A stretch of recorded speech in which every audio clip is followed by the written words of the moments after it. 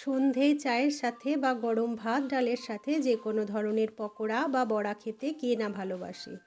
আমি পাকা কুমড়োর ভর্তা বা ভাজা খেতে ভীষণ ভালোবাসি, কিন্তু একই রকম তো সব সময় ভালো লাগে না, তাই আজ একটু কুমড়োর বড়া ভেজে নিলাম।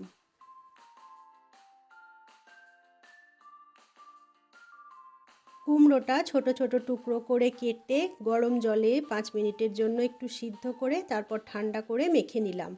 গরমটা একটু কমে এলে হাত দিয়ে একটু মসৃণ করে মেখে নিলেই ভালো হয়। এবার আমি ওর মধ্যে যোগ করব হাফ বাটি গোবিন্দভোগ চালের গুঁড়ো। বিকল্প হিসাবে মুড়ির গুঁড়োও যোগ করা যেতে পারে। দিয়ে দেব স্বাদ মতো নুন, হলুদ, পেঁয়াজ কুচি, কাঁচা লঙ্কা কুচি, ধনেপাতা কুচি। আমার এখানে কুমড়োটা একদম পাকা মিষ্টি কুমড়ো ছিল, তাই আর চিনি যোগ করার দরকার পড়েনি।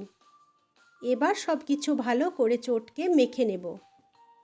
কড়াইয়ে তেল প্রথমে হাই ফ্লেমে গরম করে তারপর আঁচটা মিডিয়ামতে করে ছোট্ট ছোট্ট করে বড়ার আকৃতি দিয়ে তেলে ছেড়ে দেব। একটু সময় নিয়ে বড়াগুলো উল্টে পাল্টে ভালো করে ভেজে নিতে হবে। গরম ভাতের প্রথম পাতে ডালের সাথে অথবা সন্ধে চায়ের সাথে একবার এই বড়াটা ভেজে খাবেন, দেখবেন দারুণ লাগবে।